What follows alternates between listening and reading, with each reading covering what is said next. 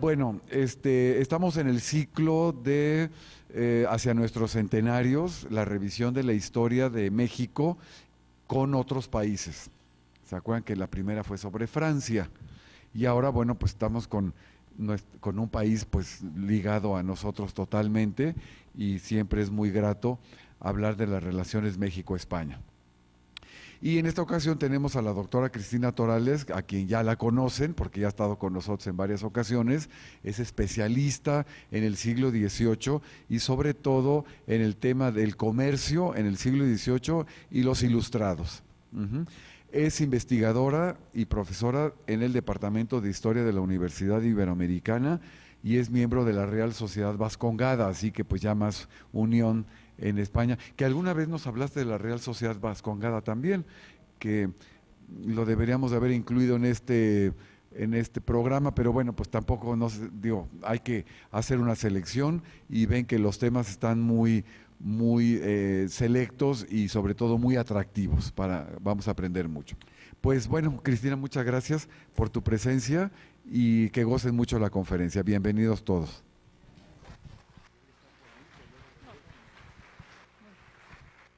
Bueno, muchas gracias también al Centro de Estudios de Historia de México, CARSO, por esta invitación. Es decir, nuestra historia oficial emanada de la Revolución Mexicana, lamentablemente, en este esfuerzo que hizo el gobierno y el Estado mexicano después de la Revolución de construir una historia patria que permitiera consolidar la conciencia e identidad nacionales, lamentablemente en este esfuerzo España quedó a un lado, es decir, España fue un tanto maltratada en nuestra historia oficial y eso a nosotros los mexicanos nos impide ver una cara de nuestra historia, una cara de nosotros mismos. Así es que celebro que el centro ahora con estas conferencias pueda ayudarnos a comprender esa otra cara de nuestra historia. Bueno, acepté con mucho gusto la invitación de ver la presencia de los jesuitas y su relación con los movimientos de independencia. Es una afirmación muy fuerte que en nuestra historiografía del siglo XX se ha mencionado. Los jesuitas, actores importantes en los procesos de independencia, y cómo entender que los jesuitas tuvieron un papel protagónico en estos movimientos de independencia cuando los jesuitas fueron expulsados en 1767. Primero habría que recordar, ¿no? Los jesuitas, para todos ustedes seguramente es lugar común, pero tendríamos que reafirmar que los jesuitas fue una corporación religiosa de cara a la modernidad. Quisiera que recordáramos ahora que es una fundación de Ignacio de Loyola, una fundación del siglo XVI en el espíritu del Renacimiento, y decididos, un grupo de individuos liderados por Ignacio de Loyola, dedicar su vida a la mayor gloria de Dios, dedicarse y ponerse al servicio del papado para lograr la mayor gloria de Dios. La primera acción e iniciativa que tuvo el Papa para con ellos fue dedicarlos a la labor de recuperar a los católicos en Europa, en ese entonces en plena división a partir de la reforma luterana. Así es que simplemente aquí recordar que fueron los paladines de la contrarreforma católica. A México llegan en 1572 y llegan con un proyecto muy claro, educativo y misional. El proyecto educativo que fue aspiración de los conquistadores, que sus hijos fuesen educados por la Compañía de Jesús, por el éxito que esta Compañía de Jesús tenía en Europa en materia de educación. Y vienen acompañados de también de un reto misional. El proyecto de la Compañía de Jesús en México fue múltiple, fue educar a la juventud en los principales centros urbanos y participar en el proyecto misional. El proyecto, la historiografía mexicana del siglo XX, sin embargo, a esta corporación se le ha atribuido una participación importante en los movimientos de independencia, hay historiadores que afirman que los jesuitas, como constructores de la identidad nacional, crearon conciencia de esa identidad nacional y prepararon a las juventudes para buscar un proceso de emancipación. Así se les ha reconocido en esta historiografía como precursores de la independencia. Hay historiadores también que, sobre todo en las últimas décadas del siglo XX, han insistido en que los jesuitas, disidentes del absolutismo borbónico, una vez expulsados de los territorios americanos, participaron en diversos proyectos para emancipar América. Ambas afirmaciones se han de manera reiterada manifestado en obras de autores muy serios. Yo quisiera, por ejemplo, para la primera referencia, los jesuitas constructores de la identidad, tener aquí presente y a manera de homenaje al doctor José Ignacio Pérez Alonso, Manuel Ignacio Pérez Alonso.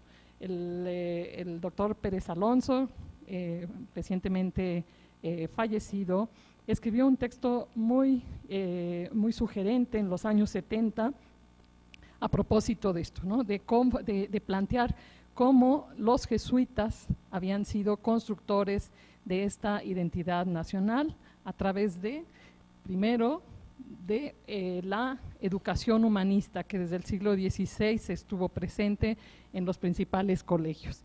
Y también el doctor Pérez Alonso hizo referencia a cómo los textos escritos en el exilio por los jesuitas, la mayoría de ellos en Bolonia, habían escrito en añoranza a su patria la historia de México, por el caso de Francisco Javier Clavijero, la vida de ilustres mexicanos del padre Juan Luis Maneiro, y cómo la lectura de estos textos en los americanos había contribuido a crear una valoración y una conciencia e identidad nacionales que prepararon a las generaciones que le sucedieron al movimiento de emancipación.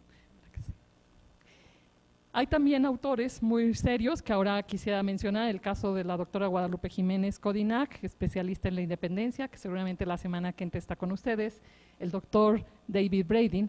Ambos han trabajado, la doctora en los años 80 del siglo XX, el doctor recientemente en un texto publicado por el Fondo de Cultura Económica, nos han expuesto algunos o nos han apuntado cómo los ingleses, el imperio inglés y las organizaciones de inteligencia inglesa captaron la asesoría de parte de los jesuitas expulsados en Italia.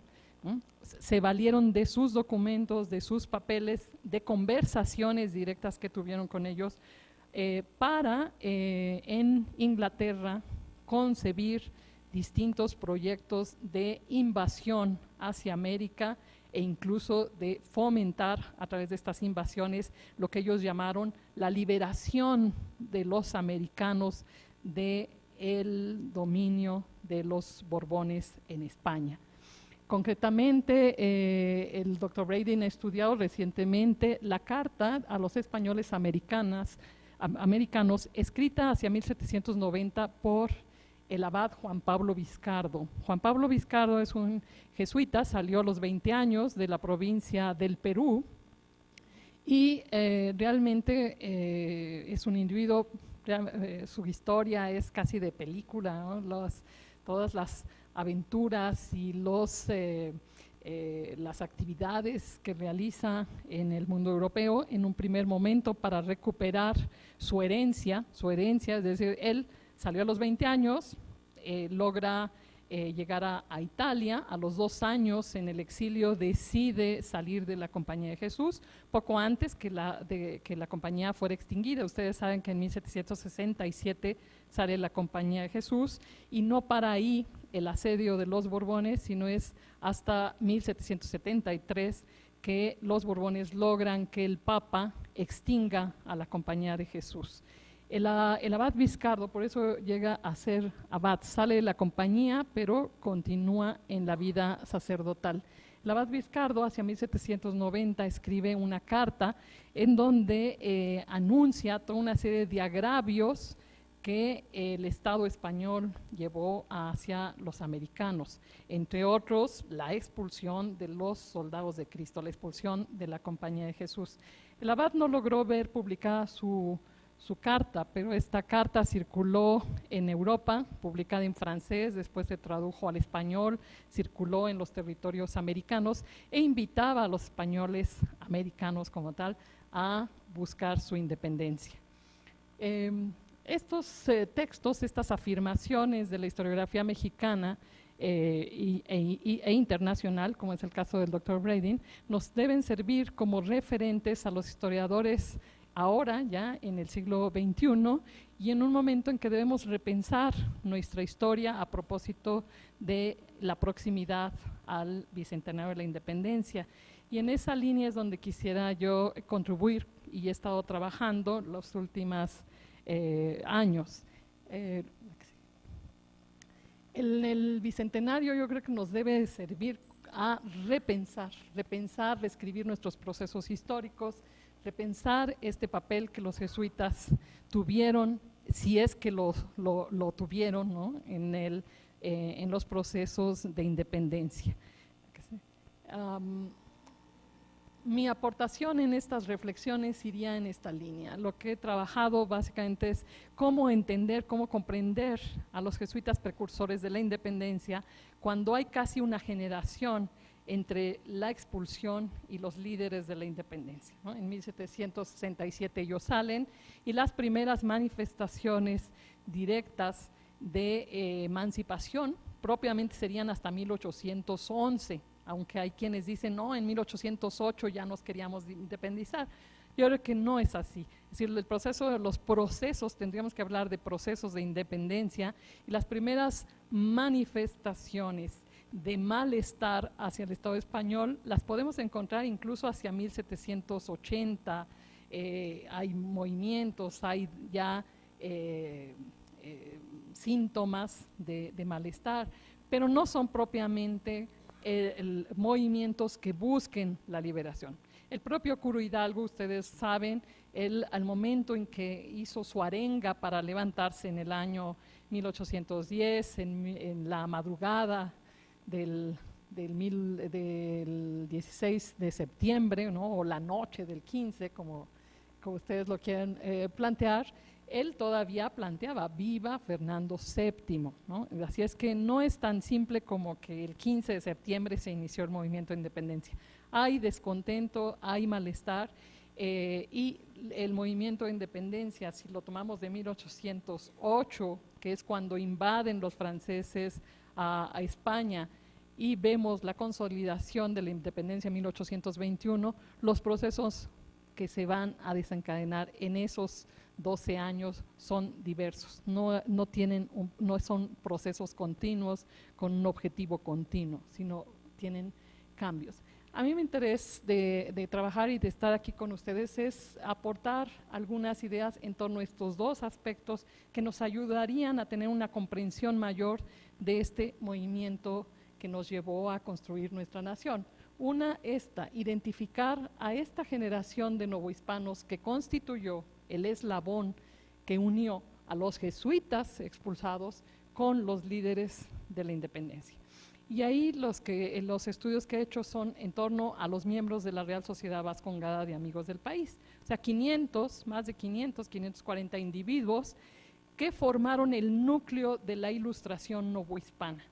Estos 500 individuos que lo mismo estuvieron en el Estado, en la Iglesia, en el Ejército, que fueron letrados en la universidad, que fueron consejeros o asesores de los funcionarios, y que a su vez, ¿sí?, fueron parientes directos de los jesuitas expulsados.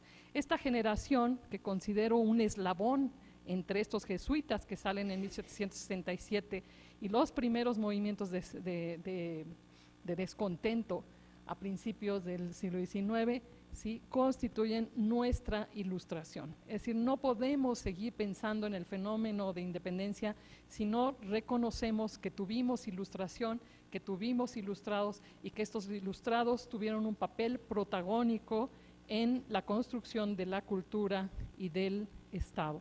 y por otro lado, que tuvieron un nexo con la Compañía de Jesús y que mantuvieron una correspondencia constante con los jesuitas en la expulsión.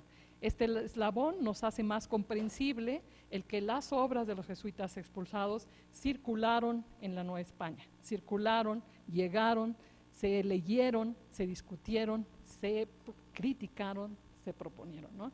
Es decir, ya no podemos decir que fue introducida la obra de los jesuitas expulsados en México de una manera secreta, no. Había una circulación muy amplia de información entre los jesuitas expulsados y estas élites ilustradas.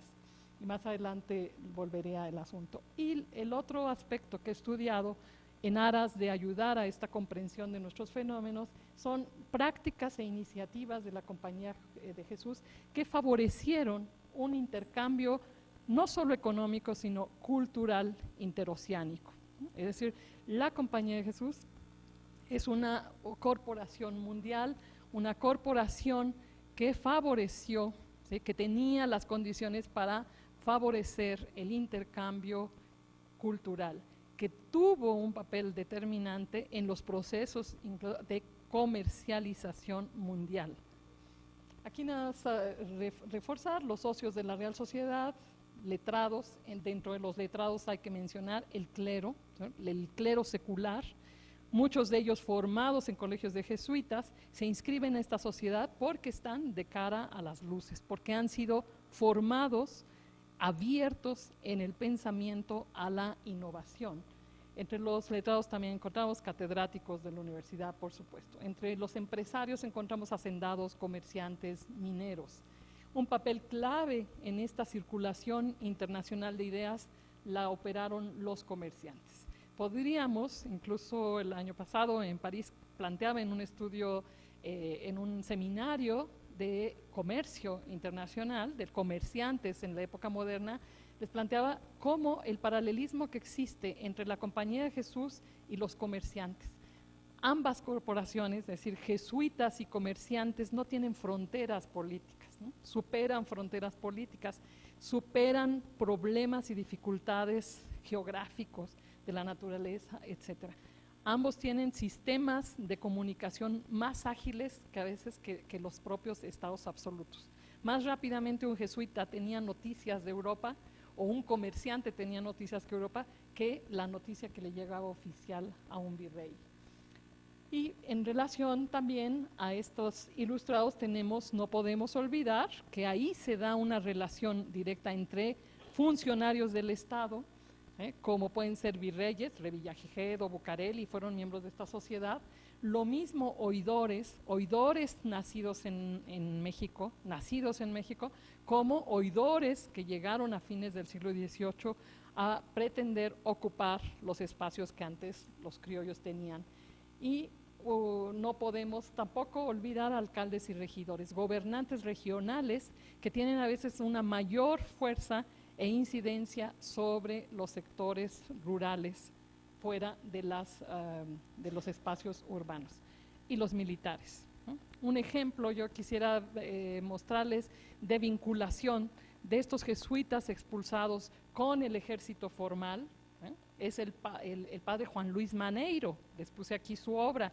Él escribe Vida de mexicanos ilustres, la vida de sus compañeros jesuitas expulsados, que son compañeros en Europa.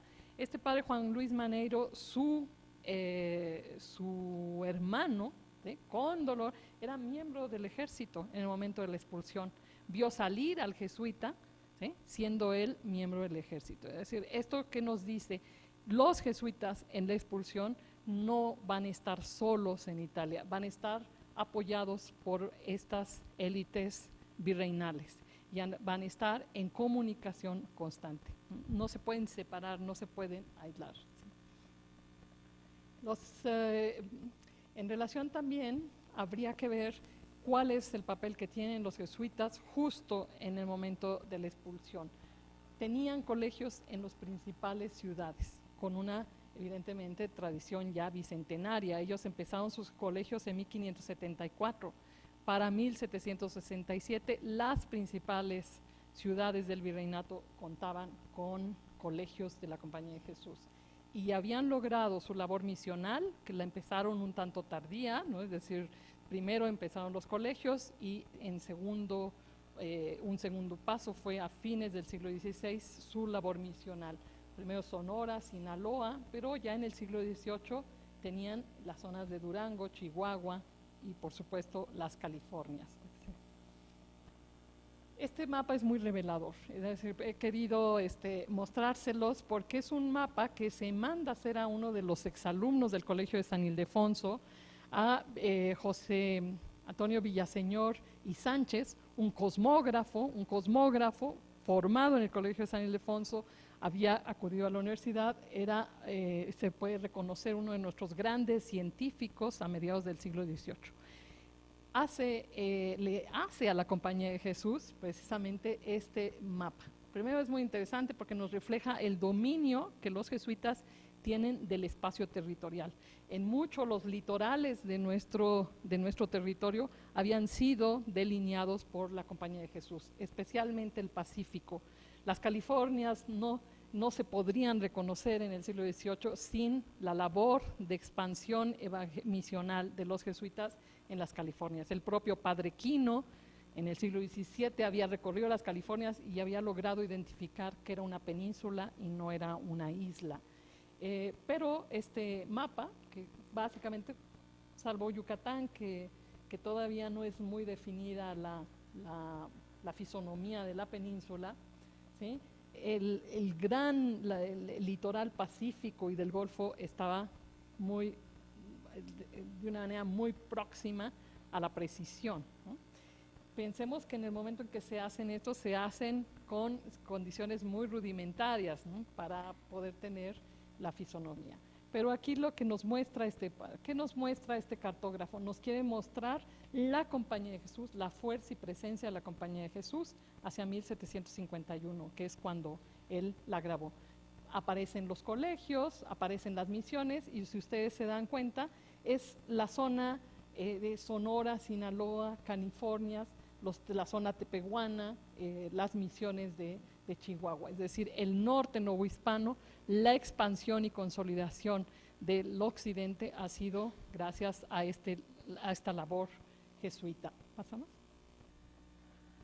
Los colegios, bueno, nada más rápidamente podemos ver: Colegio de Tepozotlán, noviciado, por el espacio de formación de la Compañía de Jesús. Quiero ponerles estas imágenes porque la arquitectura también nos habla de la fortaleza de la Compañía de Jesús a mediados del siglo XVIII. Es decir, habían logrado un soporte económico a través de la producción de sus haciendas, a través de la organización económica en sus misiones, para hacer autosustentable cada uno de sus proyectos. El reto de la compañía, como es hoy, es cada proyecto debe ser autosustentable. Los colegios tenían que ser autosuficientes a base de propiedades agrarias que tenían que producir para solventar los estudios, o sea, poder soportar la educación de las juventudes que estaban insertas en ellos. Las misiones, cada misión debía procurar ser autosustentable. En ese sentido, los jesuitas tenían que, una vez reclutados a los neófitos, integrarlos en proyectos económicos que les permitieran la autosuficiencia. Pero entonces la arquitectura nos habla, ¿sí?, de ese esplendor y de ese apogeo en el que la Compañía de Jesús está a mediados del 18. Este es el caso de Tepozotlán, los colegios. Aquí está el Colegio San Ildefonso, que ustedes pueden admirar todavía ahora como gran museo universitario, el Colegio de Puebla, el Colegio de Querétaro, el Colegio de Michoacán. Todos estos colegios se acababan de reparar, de reconstruir, de reedificar, poco antes de la expulsión. O sea, la primera mitad del siglo XVIII es una etapa de intensa construcción de todos estos, construcción, reconstrucción, etcétera. Querían mostrar a los novohispanos su fortaleza, pero su fortaleza en el proyecto más allá que el edificio, ¿no? El proyecto educativo, el proyecto misional, ¿no? Estos edificios nos hablan de esta fortaleza, ¿sí? Las misiones, yo no quise poner nada más un ejemplo, el caso del padre Salvatierra, impulsor del Fondo Piadoso de las Californias, ¿no? Un fondo que se hace económico a través de los donativos de la sociedad civil para impulsar el proyecto de las Californias. Y aquí 2 misiones, una en Chihuahua y una en Loreto. En el siglo XVIII las misiones estaban operando, algunas de ellas requerían todavía apoyo del centro, o sea, de la provincia mexicana, pero el reto de cada jesuita en la misión era cómo hago autosustentable el proyecto misional. Y vean los magníficos edificios, ¿no? Para zonas de misión, zonas difíciles, en el caso de Chihuahua, el caso de California. Sí. Bueno, en ese sentido, al 18, esta fortaleza que se manifiesta en la arquitectura, pero también la presencia jesuita como educadores de estas élites americanas que después estarán insertas en proyectos ilustrados, eran también asesores, confesores de gobernantes, ¿sí? Y de empresarios, o sea, eran personas que estaban muy cerca de las instancias de gobierno, de las instancias de poder económico, eran a su vez también interlocutores y protectores de las zonas indígenas en donde estaban sus misiones.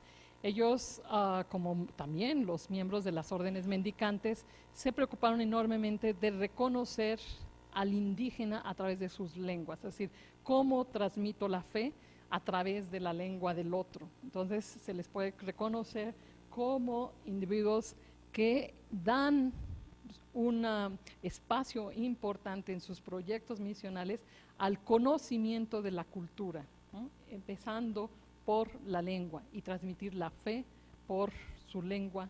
Y en ese sentido, a mediados del siglo XVIII había jesuitas que hablaban 2, 3, hasta 10 lenguas diversas, que eran necesarias sobre todo en las zonas de misión, que no era solo el náhuatl, ¿no? El lenguaje prevaleciente probablemente en Mesoamérica, pero el árido América era una multidiversidad lingüística que a su vez nos refleja una multidiversidad cultural. Y el jesuita estaba preparado para ello. Así es que se volvían individuos muy, muy poderosos, finalmente, en cuanto al conocimiento y a la relación de las diferentes esferas de la sociedad novohispana. ¿Sí? Un ejemplo del perfil del jesuita, hay quienes dicen, no, los jesuitas, pues los novohispanos no querían salir de los colegios y entonces enviaban a las zonas de misión a aquellos jesuitas europeos de Centro Europa, en fin, porque el criollo prefería estar en las ciudades. Yo creo que no es así, tenemos que hacer estudios prosopográficos de cada uno de ellos para ver realmente el perfil de la Compañía de Jesús desde dentro. Yo quise ponerles este ejemplo, ¿no? Que no es una excepción dentro de la Compañía de Jesús, sino que había una constante. Este es el caso del padre Pedro de Velasco, un padre pues pertenecía a la nobleza, él había nacido en México, era sobrino del virrey Luis de Velasco, él pasó 14 años en Sinaloa y se resistía a regresar, ¿no? Los jesuitas querían atraerlo a la ciudad, querían que fueran que prefecto de la profesa, es decir, le querían dar cargos dentro de los colegios, y él está en Sinaloa y decía, no, yo aquí quiero estar, aquí estoy a la mayor gloria de Dios, con los naturales de las misiones de Sinaloa. Estuvo 14 años resistiéndose a ocupar cargos, hasta que ya hubo tales presiones que regresa a la capital novohispana y fue rector de San Ildefonso, fue procurador general.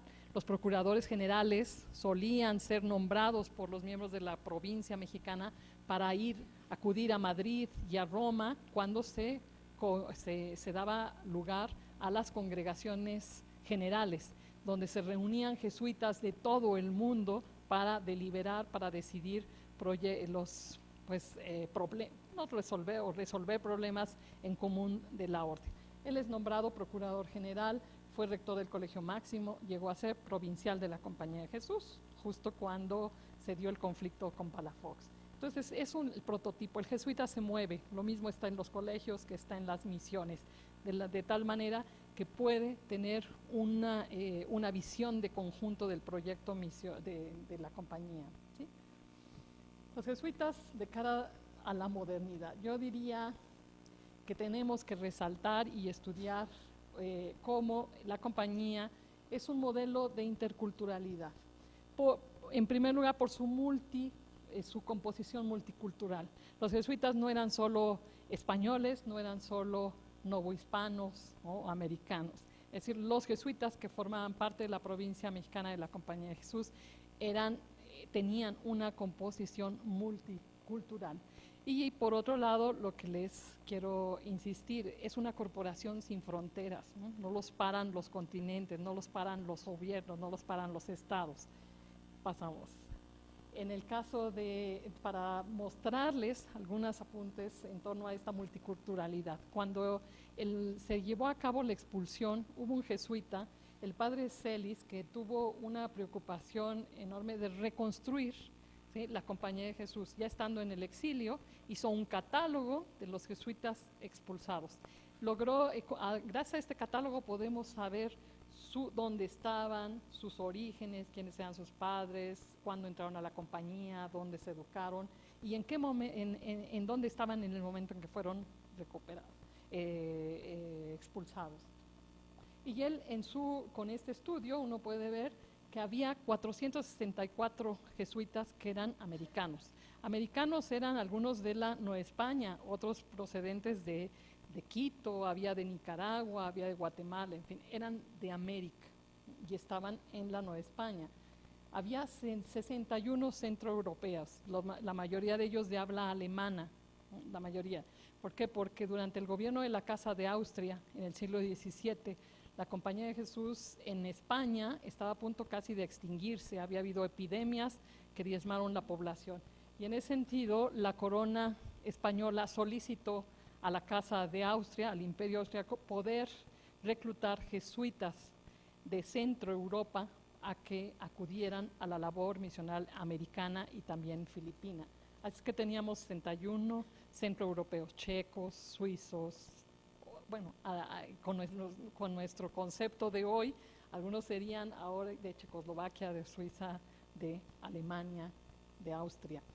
Y había 153 españoles europeos que venían de distintas regiones, un porcentaje importante de origen vasco, había andaluces, había gallegos, había extremeños. Entonces, imagínense este conjunto, es decir, nos refleja la multiculturalidad de los miembros de la Compañía de Jesús, ¿no? Tienen una visión más universal. Entre los signos de su modernidad, que es trabajado relativamente en estas últimas fechas, pues he podido insistir en estos 5 aspectos que nos muestran su modernidad. Uno, la promoción de la imprenta y de los impresos. O sea, la Compañía de Jesús tuvo un empeño importante en usar el recurso de la imprenta para sus proyectos educativos y misionales. El género epistolar, o sea, las cartas principales, edificantes, curiosas, el género epistolar como la clave de una corporación que, a diferencia de otras organizaciones religiosas, no vive en comunidad, no viven. Los jesuitas están hechos para actuar, para dispersarse en donde sean necesarios.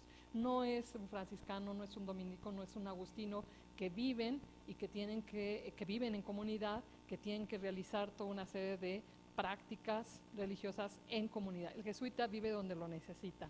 Y en ese sentido, una corporación mundial dispersa, ¿sí?, requiere de un sistema muy eficiente epistolar que le permita, ¿sí?, tener una unidad en el proyecto, una unidad en su misión, aunque unos viven en Asia, otros en América, otros en Europa. Entonces, este género de la epístola es muy importante, no vamos a detallar más ahora. Y los frecuentes viajes transoceánicos. El jesuita se mueve, es decir, muchísimo, sobre todo aquellos procuradores generales que con frecuencia tienen que ir a Madrid o a Roma a deliberar los proyectos de la Compañía de Jesús. Estos viajes constantes les permiten también desarrollar viajes intelectuales, o sea, favorecen la intercomunicación interoceánica. Y los visitadores no se diga, es decir, cada visitador que venía de Europa tenía que recorrer las zonas de misión y las zonas educativas en la Nueva España, y luego tenía que partir a Filipinas y hacer el reconocimiento. Es decir, hay un sentido del viaje para velar y cuidar los proyectos de la corporación, y por otro lado tener una percepción cultural. El viaje cultiva, el viaje permite la comprensión y el dominio de espacios intercontinentales. El conocimiento corporativo. El conocimiento corporativo, ahora se los mencionaré con detalle, pero un último punto, la hermandad transoceánica entre corporaciones pías. Es decir, el movimiento de devociones, ¿no? Por ejemplo, la congregación de la Anunciata en Roma, ¿no? Bueno, ellos promovieron la hermandad en los distintos territorios de corporaciones unidas a la Anunciata en Roma. Así, ya en una forma muy concreta con nosotros, la devoción guadalupana. La devoción guadalupana la irradiaron esa devoción no solo en América, sino en Europa y Asia. La que sí. En relación a la imprenta, les decía, tenemos ejemplos como desde de épocas muy tempranas la imprenta y la educación. Hacen sus propios textos, hacen venir a un impresor recién abierto, el Colegio de San Pedro y San Pablo, lo tienen en el Colegio de San Pedro y San Pablo para publicar los primeros textos de los jóvenes, los textos para educar a la juventud. Este es de Antón Ricardo en el Colegio de San Pedro y San Pablo. Un ejemplo del Tratado de Aristóteles, y junto al Tratado de Aristóteles publican su primer tratado de matemáticas para la juventud novohispana, el Tratado de la Esfera de Maurolico. Pasa. Imprenta y misión, es decir, son los grandes promotores de vocabularios y gramáticas, sobre todo de estas lenguas en Aridoamérica, es decir, lengua tepehuana, lengua tarahumara, es decir, es la multiplicación. Evidentemente los franciscanos agustinos dominicos habían hecho su esfuerzo de una manera primera, pero los jesuitas son posconcilio de Trento, en donde después del Concilio de Trento se permite que se busquen las otras lenguas para transmitir la fe en las otras lenguas. Y eso hizo de los jesuitas los paladines de la edición de tratados de lenguas, de muy diversas lenguas. Por un lado, tenemos que pensar que la misión entre los indígenas y neófitos es una, pero los jesuitas también asumen como labor misional la recatolización de la población europea que se ha alejado de la práctica sacramental. Así es que hay que ver que cuando hablamos de misiones jesuitas, no solo se refiere a la labor que se lleva a cabo entre indígenas, entre los naturales de estas tierras que no conocían la fe, sino la misión del jesuita está en la recatolización también, en la recatolización de los europeos que están en los centros urbanos, que se han alejado de la práctica sacramental, y entonces el jesuita a través de la predicación invita, ¿sí?, al católico a acercarse y a renovar su fe. En ese sentido también se valen de la prensa para fomentar esta recuperación de la fe en los individuos ya antes bautizados. Este es un ejemplo de publicación que es la carta del padre Pedro de Morales de la Compañía de Jesús, con motivo, ¿sí? Este padre describe la presencia, después del concilio se fomenta y se reafirma la devoción a las reliquias, ¿sí?, en los territorios católicos, ¿sí? Había sido una crítica muy severa de Lutero hacia la Iglesia Católica a las reliquias. Los jesuitas van a recuperar las reliquias como un símbolo de reafirmar la fe católica. Y este es un texto que va en esa línea. Imprenta y ciencia, los jesuitas, y ahí voy a lo que me refiero como conocimiento corporativo. Los jesuitas, para la mayor gloria de Dios en la educación y en la misión, se preocupan de cultivar el conocimiento de la naturaleza, el conocimiento de la persona, el dominio de elementos médicos para la salud del cuerpo y la salud del alma, ¿no?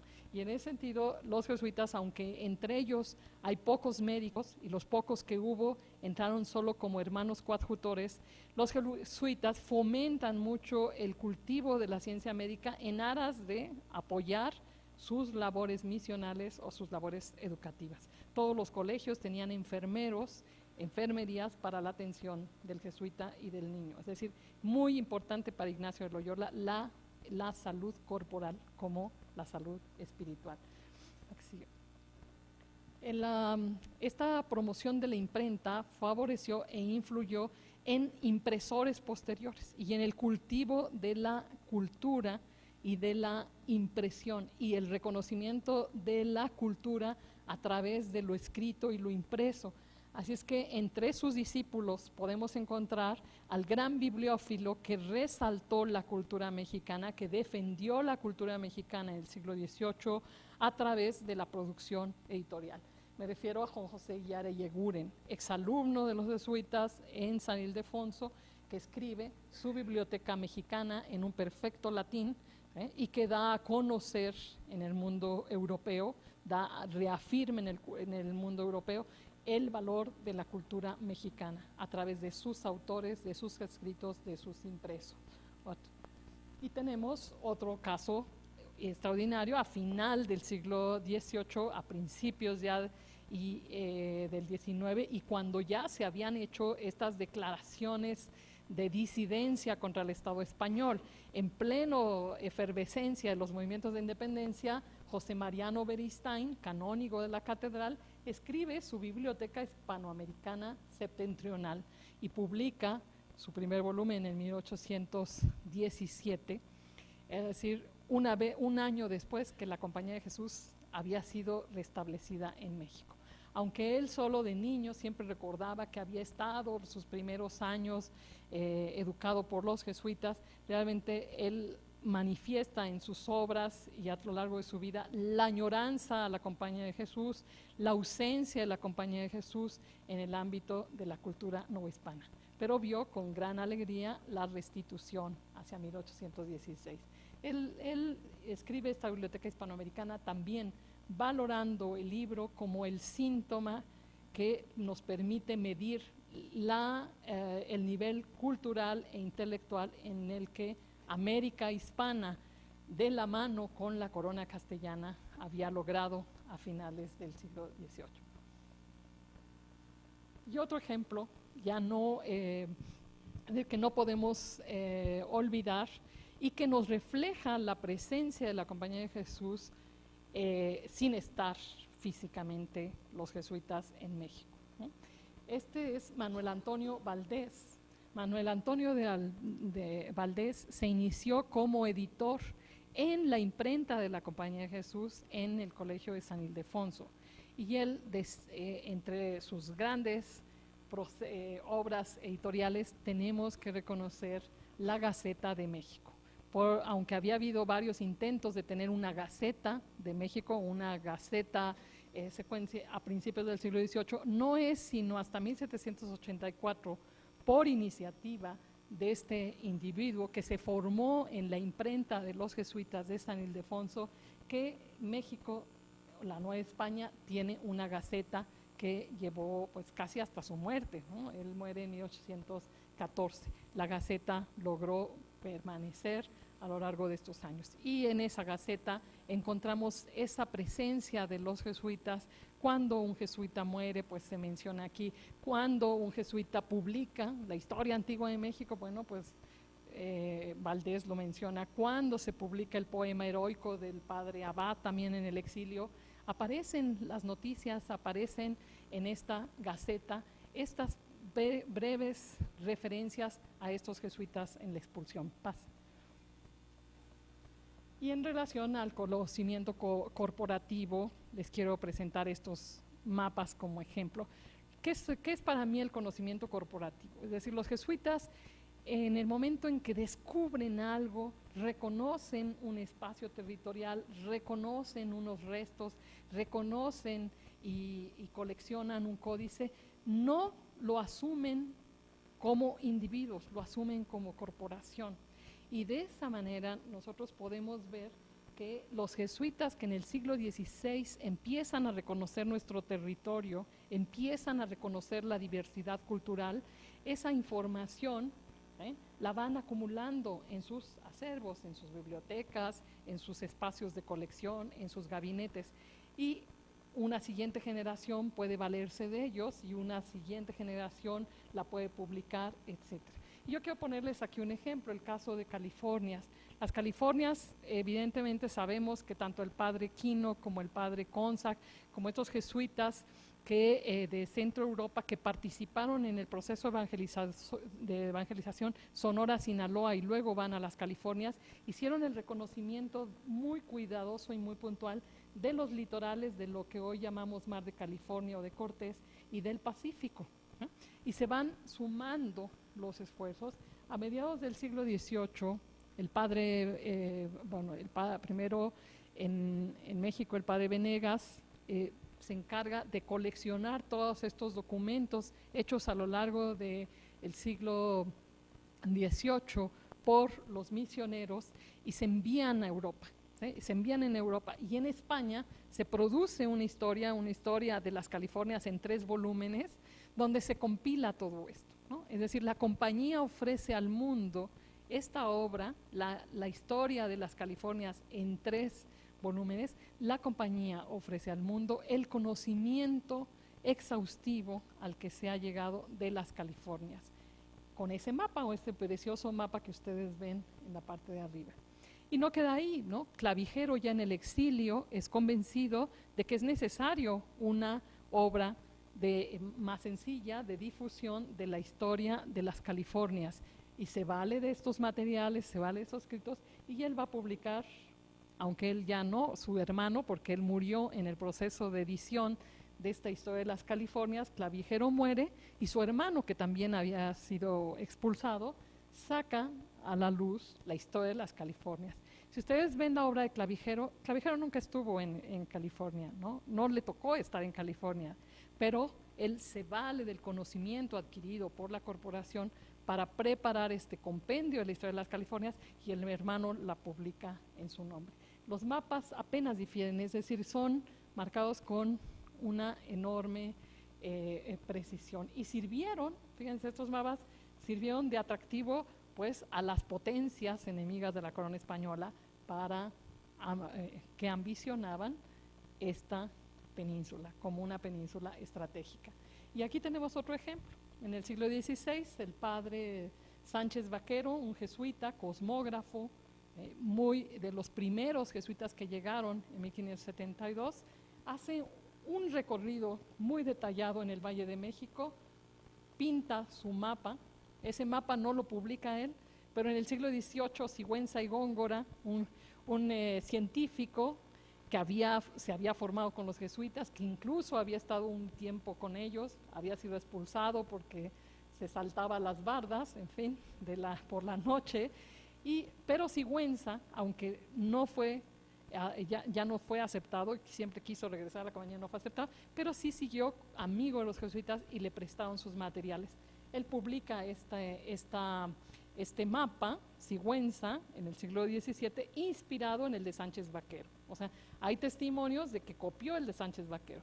Nosotros diríamos que mal, no, en ese momento no se piensa, es decir, que sea un plagio, sino Sigüenza lo da a conocer. Se da a conocer entre letrados. En el siglo XVIII, otro alumno de los jesuitas, ¿sí? Antonio Alzate, uno de nuestros científicos, dice, esto se debe dar a conocer. El Valle de México es de una manera muy precisa, está delineado, ¿no? Desde el 16 tenían ese reconocimiento.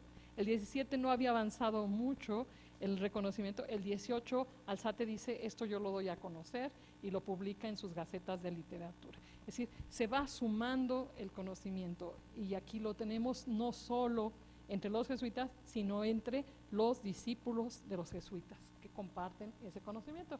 Y este es el último, un mapa que el propio Clavijero, valiéndose de ese conocimiento acumulado del Valle de México, publica en Italia su mapa del Valle de México.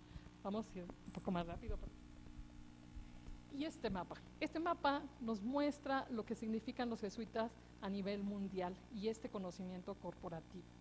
Este mapa se publica en esta historia de las Californias de Venegas, ¿no? De Venegas, que se publica en España, y se lo dedican al rey, a Fernando VI, ¿no?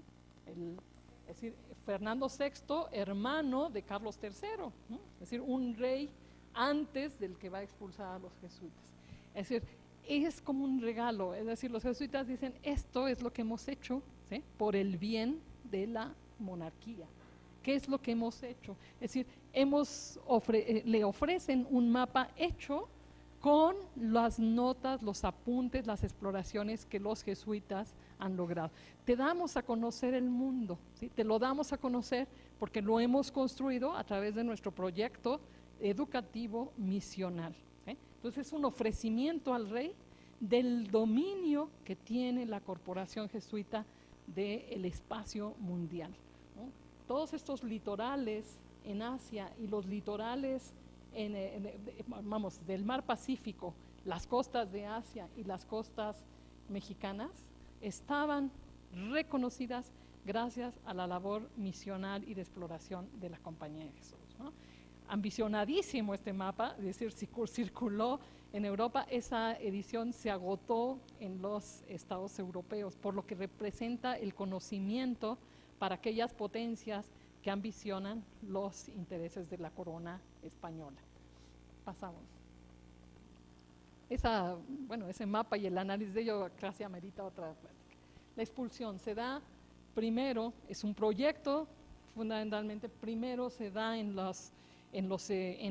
América Lusitana, en Brasil, en Portugal en 59, Francia en 1764, el mundo hispánico en 1767 y Parma en 68. A los jesuitas se les reconoce como una potencia dentro de estados absolutos. La fuerza que puede tener la compañía asusta a las monarquías, ¿no? La fuerza que puede tener, la incidencia que tiene en la sociedad.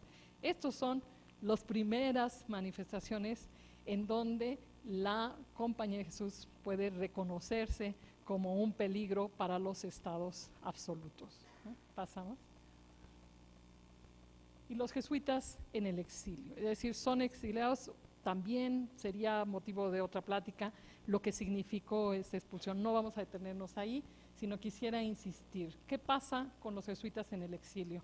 Los jesuitas viven en Bolonia, finalmente primero son protegidos por el Papa, colocados en los estados italianos, las coronas borbónicas en Francia, en Parma, en España, no paran, ¿sí?, en sus negociaciones diplomáticas para lograr que el papado extinga la compañía. El proyecto de las coronas en manos de las familias borbónicas es eliminarlos, ¿no? Los consideran un mal, las cartas que ustedes ven entre los diplomáticos para los borbones son el demonio, ¿no? Tienen que desaparecer, son un peligro mundial, ¿eh? Son un peligro mundial.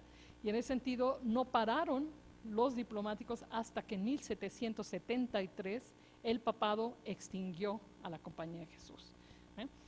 Extingue a la compañía, sin embargo ellos trataron de sobrevivir, cada uno con apoyo a veces de estas redes familiares, de estas redes que se daban interoceánicas, que a veces les permitían obtener recursos de sus familiares americanos, y lograron sobrevivir en el exilio. Hacia México lograrán restituir a la compañía hasta 1816. ¿Qué es lo que hacen los jesuitas? Yo creo que hay dos tipos, podríamos calificar, puede haber muchos, pero como dos actitudes. Hay quienes denuncian el agravio, escribiendo, ¿sí?, escribiendo los sucesos de la expulsión, desde que salen de las misiones, cómo son maltratados, cómo son enviados primero a Cuba, de Cuba a Cádiz, de Cádiz hasta llegar a los estados italianos, ¿no? Y ya hay quienes más bien se dedican con su trabajo intelectual en Europa a defender América y lo americano. En este caso tenemos, por ejemplo, a Clavijero que debate con los intelectuales europeos, ¿sí?, que consideran que América es inferior, que los americanos son inferiores, que el clima hace débiles a los criollos, etc. Es decir, los jesuitas en el exilio, ¿sí?, se dedican con su pluma en la escritura a debatir contra aquellos ilustrados que consideran América inferior. y a los americanos igual. Y tercero, hacen también con su pluma una exaltación de la historia y cultura americanas. Hay los jesuitas mexicanos que hablan de a partir de la añoranza de su patria, de la historia antigua de México, como es otra vez Clavijero, o la historia de la provincia con la Compañía de Jesús, como es el Padre Alegre, o los ilustres mexicanos jesuitas que están en el exilio, como es Maneiro. Pero también tenemos quien habla de la historia de Chile, que es el Padre Molinas, y también los tenemos en el Perú y también los que estuvieron en Colombia. Es decir, los jesuitas en el exilio hablan de la grandeza de su historia patria, de sus lugares de origen. Landívar, por ejemplo, un guatemalteco, ¿no? Hace un poema maravilloso, Rusticatio Mexicana, es decir, en perfecto latín, ¿no? Que quieren mostrar al mundo su perfección latina, pero una añoranza a Guatemala, a la compañía, y entonces nos deja un poema maravilloso en donde describe con una enorme calidad la belleza de la naturaleza, la belleza de sus habitantes, etc. Es decir, hay una exaltación de la historia y de la cultura americanas, una denuncia constante del agravio que han recibido de la corona española y una defensa al ser americano y América. Los expulsos y los americanos, es decir, esto lo hacen allá, ¿no? Lo hacen, pero no están aislados de sus americanos. La pragmática de expulsión, escrita o dictada por Carlos III y aplicada, insistía que debían permanecer incomunicados, que estaba prohibido. Bueno, lo que pasa es que hay veces que las leyes, si son, es decir, si van y atentan al derecho humano, pues no tenemos la garantía de que se cumplan, y eso fue la pragmática. Los jesuitas realmente vinculados con sus redes familiares, con sus redes mercantiles, ellos tuvieron una comunicación constante con sus lugares de origen. Mandaron sus publicaciones, mandaron cartas.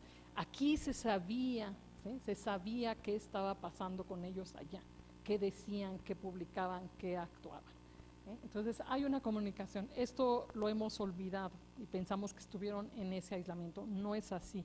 Hubo una constante comunicación entre estos ilustrados que conforman el eslabón, ¿sí? En estos letrados que quedan en América, con ellos en el exilio. Y segundo, las publicaciones. También se decía, no se pueden hacer lecturas de los textos de los jesuitas, etcétera, etcétera.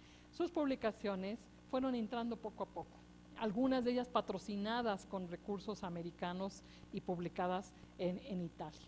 Pero hay letrados, como el caso de nuestro científico Alzate, que claro que conoce las obras de la compañía y algunas las traduce y toma algunos fragmentos y los publica en la Gaceta. Así es que hay una comunicación constante de lo que hacen los jesuitas en los territorios americanos.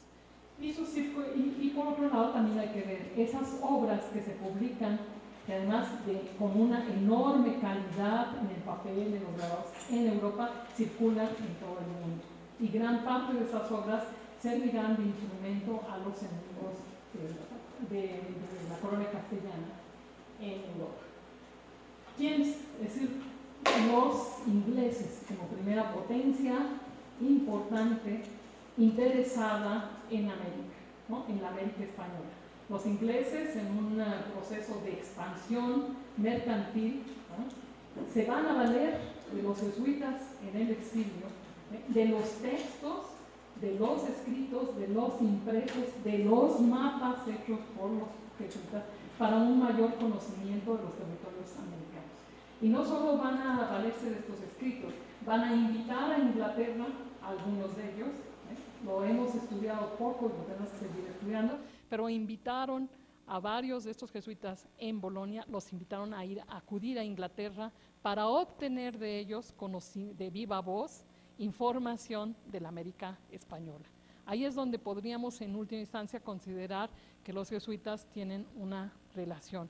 ¿Por qué? Porque Inglaterra fue la potencia interesada en apoyar los proyectos de disidencia hacia la corona española. Los jesuitas, diríamos nosotros, podemos juzgarlos, no, la historia no es de juicio, Los jesuitas querían liberar a América de la opresión de un absolutismo. Los ingleses querían América para su libre comercio.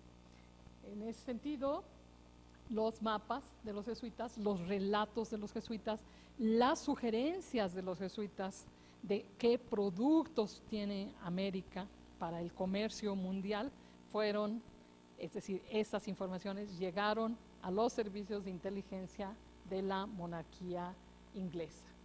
Y por el último punto, yo les diría, mucho se ha dicho de la apertura del libre comercio como una reforma borbónica. Yo creo que esto también lo tenemos que matizar. Cada vez empiezan a aparecer testimonios de que los jesuitas, con este proyecto que tienen de hacer autosustentable sus proyectos educativos, sus proyectos misionales, ellos estuvieron siempre muy presentes en el debate y en el discurso sobre la apertura del comercio en el mundo. Antes de la expulsión, al menos hasta ahora en los procesos de investigación que tengo, he encontrado ya 3 documentos de estos jesuitas expulsados. Antes de la expulsión, que hicieron descripciones puntuales de los productos de ciertas zonas clave de la Nueva España, productos que podían favorecer el desarrollo y el impulso de la economía regional, ¿no? Esta información es muy interesante porque un caso es de Yucatán, otro es de las Californias, otro es de Sonora. 3 zonas que podían representar una estrategia para elevar la economía novohispana, que ellos cuando hicieron estos textos los hicieron para mejorar las condiciones de los habitantes de América, ¿no? Y estos son claves que nos ofrecen posibilidades de ver con otros ojos este impacto que pudo tener el conocimiento de la Compañía de Jesús sobre estos territorios americanos, sobre la cultura americana y los lineamientos del comercio mundial que caminaba hacia la apertura de comercio libre. ¿Pasa? ¿Qué nos quedaría? Es decir, reforzaría nuevamente la idea de que todo esto de lo que hemos hablado va también a ayudarnos a una mayor comprensión de lo que significó esa identidad novohispana, reconocer y apreciar la naturaleza, ¿no? Con un sentido útil, sí, hacia el comercio mundial, pero con un sentido de valoración del ser mexicano. Reconocer y apreciar nuestra naturaleza nos dignifica.